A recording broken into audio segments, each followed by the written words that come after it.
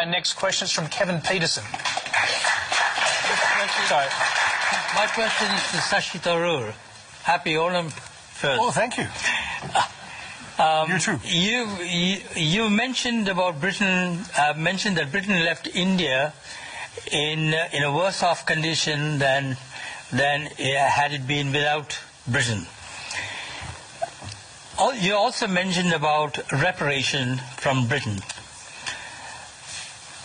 What about the skills in engineering and manufacturing India acquired, the administrative and democratic processes it inherited, the infrastructure left behind, and most of all, the rapid education of the Indian people, of which you are an excellent example?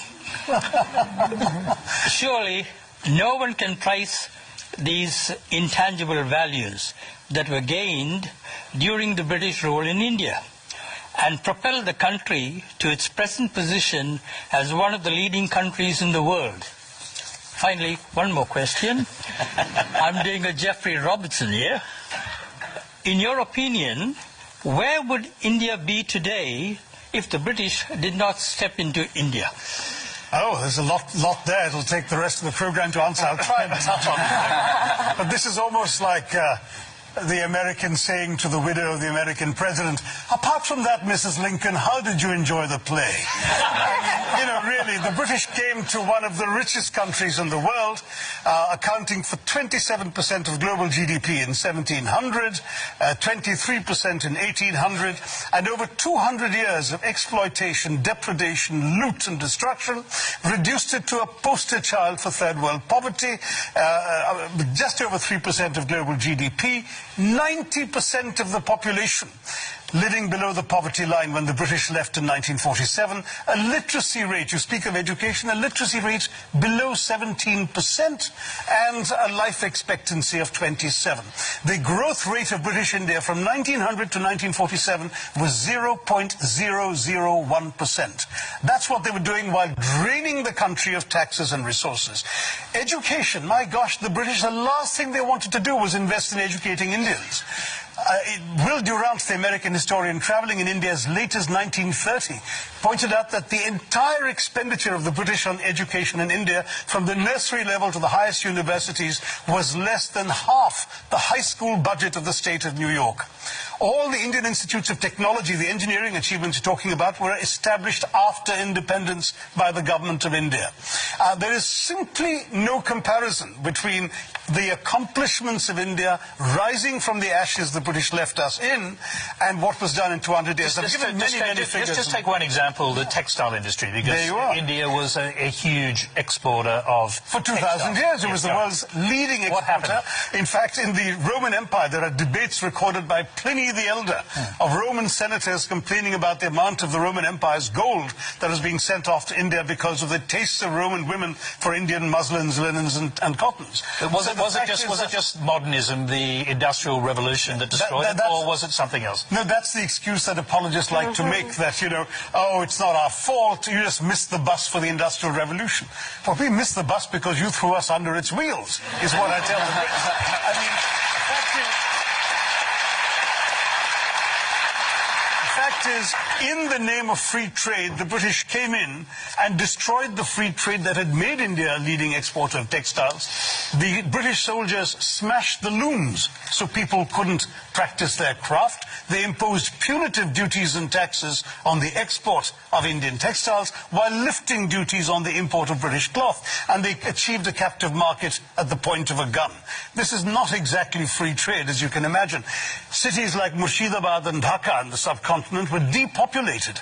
In one notorious incident, weavers had their thumbs cut off, so when the looms were repaired, they couldn't weave again.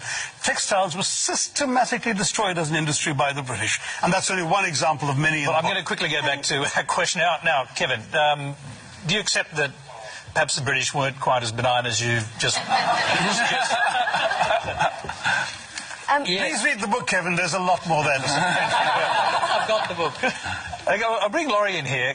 He gave a speech along these lines to the Oxford Union, got wild applause from the students and others sitting around the Oxford Union Hall. And I'm just wondering, have young Brits come to terms with their colonial past? No, we haven't at all. Young Brits of every class have no idea about our colonial past, and that is being deliberately done. We are deliberately denied or kept away from education about the graphic facts of what the British did around the world, including in this country, to the people of this country. The crimes of the British and the crimes that we committed and that were done in our names over 400 years of pillaging conquest is something that we don't like to think about, and yet it is everywhere in modern British history. When people talk about Brexit, it's stunning to me that if you ask British people who voted for Brexit what their major fear is, their fear is that people will come to our country and take our things. And that's exactly. Why? I just can't. It doesn't compute, but we don't know this history. I took history in British schools up to the age of 18, and I got a pretty good grade. And You never learned a line of colonial history, did you? Well, almost everything that you have just said, I learned from your book. I'm going to throw quickly back to Shashi because, one of the great heroes of the Second World War, in fact, of the 20th century, Winston Churchill, you've basically accused him in your book of complicity in a famine that killed 4 million Bengalis. Rightly so. 4.3. I mean, Churchill personally took the decisions that actually not only plunged Bengal into starvation, but had the British actually purchase grain that the Bengalis could barely afford to buy in order to ship it to Europe, not to aid the war effort as his defenders claim, but to boost the buffer stocks in the event of a future possible invasion of Greece and Yugoslavia. People started dying, and Churchill said, well, it's all their fault anyway for breeding like rabbits. He said, I hate the Indians, they're a beastly people with a beastly religion. Australian ships were docking in Calcutta port and were ordered by Churchill and his odious paymaster General Lord Chervil not to disembark their wheat, but to sail on to Europe, where their wheat might be used in some future reserve stock.